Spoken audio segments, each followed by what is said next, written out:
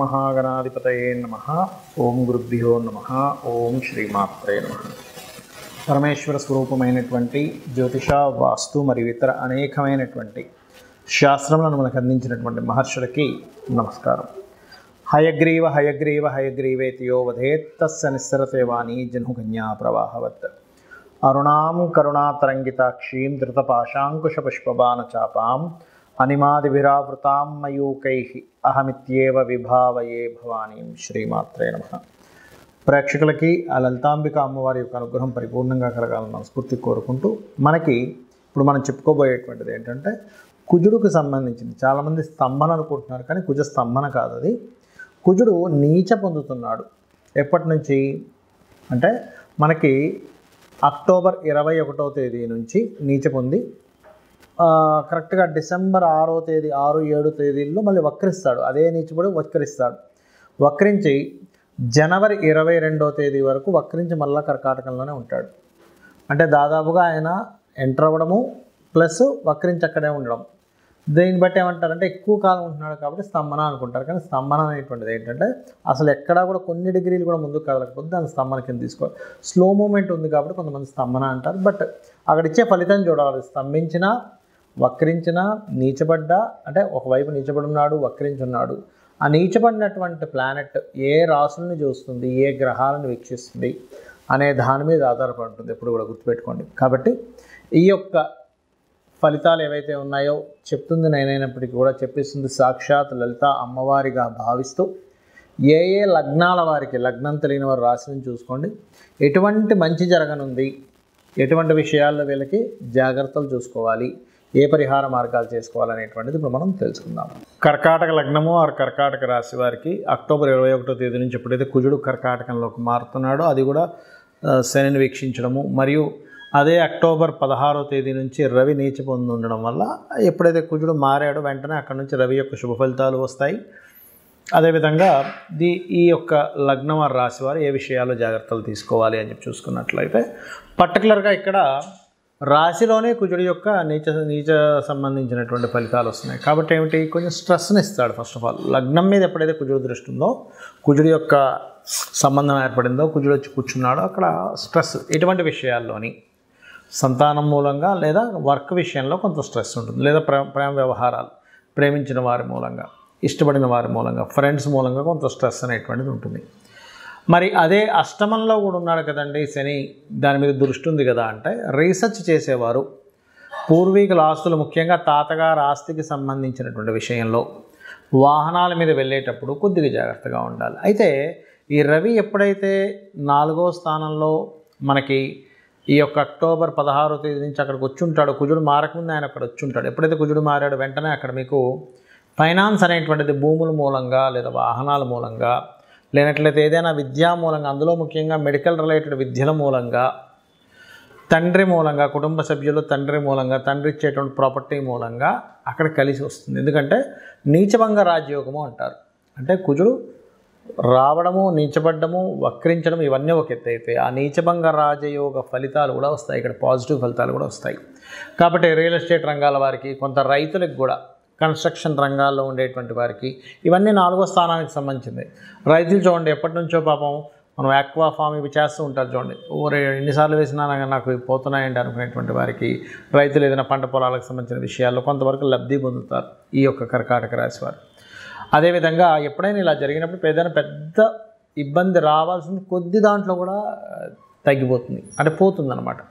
అలాగే మరొక విషయం ఏంటంటే, ఈ అష్టమ స్థానంలో ఎప్పుడైతే శని యొక్క సంబంధం ఉండే కుజుడు దృష్టి ఉందో, అది కూడా కొంతవరకు కుంభరాశిలో ఉండేటువంటి శని కాంబినేషన్ వల్ల ఏంటంటే, మీరు ముఖ్యంగా జల ప్రదేశాలకు వెళ్ళినప్పుడు కొద్దిగా జాగ్రత్తగా ఉండండి. సహజంగానే కర్కాటక లగ్నం అంటేనే జల సంబంధించిన లగ్నం కాబట్టి దాంట్లో కూర్చుంటే ఇంకొక అర్ధజల రాశిలో ఉండేటువంటి శనిని వీక్షిస్తున్నందుకు ఈ ఫలితాలు వస్తాయి. మీరు చేయవలసిన దేవతారాధన కానీ ఇవన్నీ ఏమిటి అంటే, కుజ, శని, రవి ఈ 3 గ్రహాల దగ్గర దీపారాధన చేయండి. కాస్త 3లో మీకు కేతు ఉన్నాడు కాబట్టి ఏదైనా అగ్రిమెంట్ అనేది రాసుకునేటప్పుడు కాస్త చూసుకొని అగ్రిమెంట్స్ చేయండి, అనే విధాలు బాగుంటుంది. ఈ యొక్క కుజుడు నీచ స్థానంలో ఉంటూ శనిని చూస్తున్నప్పుడు దేశ ప్రపంచవ్యాప్తంగా వచ్చేటువంటి ఫలితాలు ఏమిటి అంటే, ఈ కుజుడు మారకముందే మిథునంలో ఎప్పుడైతే మనకి క్రాస్ అయ్యాడో అంటే ఆల్మోస్ట్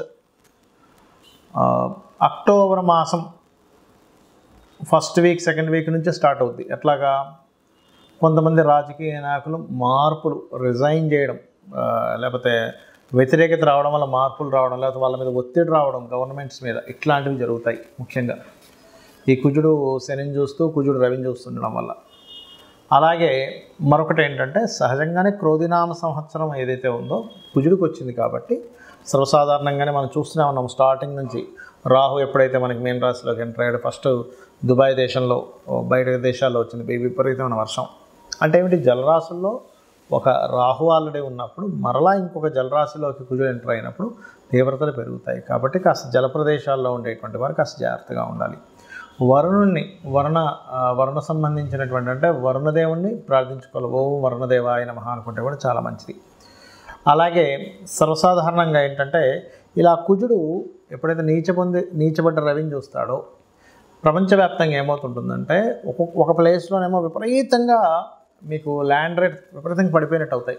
కొన్ని ప్లేసెస్లో అసలు ఈ బాబా ఇంత ల్యాండ్ రేట్ ఇంత రేట్ అవుతుందని మేము ఎక్స్పెక్ట్ చేయలేదంటారు. ఎందుకంటే భూతత్వ రాశుల్లో వెళ్ళి కేతు ఉన్నాడు అక్కడ.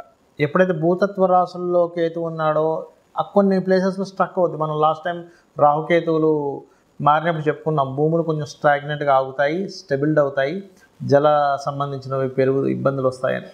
అలాగే ఏంటంటే ఇప్పుడు భూతత్వ రాశుల్లో ఇంకా కేతువు మనకి నెక్స్ట్ ఇయర్ 2025 మే 30 వరకు ఉంటాడు. కాబట్టి కొన్ని ప్లేసెస్లో భూములు అలాగే స్ట్రక్ అయినట్టుగా ఉండి, ఎప్పుడైతే రవి మనకి ఈ తులారాశిలో సంచరిస్తుంటాడో ఆ సమయంలో ఏమవుతుందంటే అసలు అన్ఎక్స్పెక్టెడ్గా భూములు పెరగడం, ఒకవైపు అన్ఎక్స్పెక్టెడ్గా తగ్గడం, ఈ ఫ్లక్చువేషన్ అనేది చాలా ఎక్కువగా అవుతూ ఉంటుంది.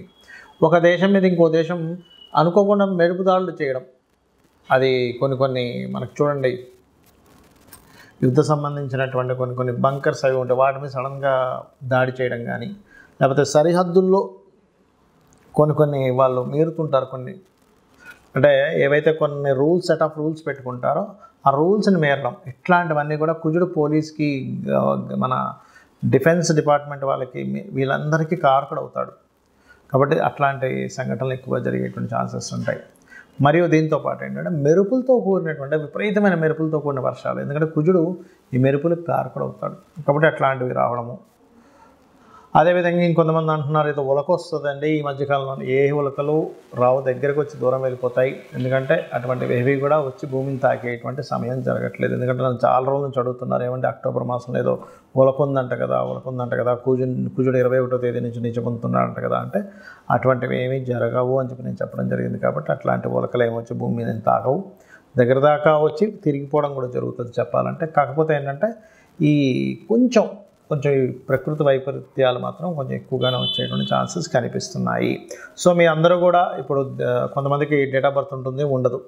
అటువంటి వారు ఏం చేయాలంటే కుజ, శని, రాహు, కేతు, రవి ఈ 5 గ్రహాల దగ్గర దీపారాధన చేసి గోవులకి క్యారెట్స్, బెల్లము తినిపించండి. ఆంజనేయ స్వామి ఆలయాలు కానీ, సుబ్రహ్మణ్యేశ్వర స్వామి కానీ ఆలయాలకు కానీ వెళ్ళండి, అన్ని విధాలు బాగుంటుంది.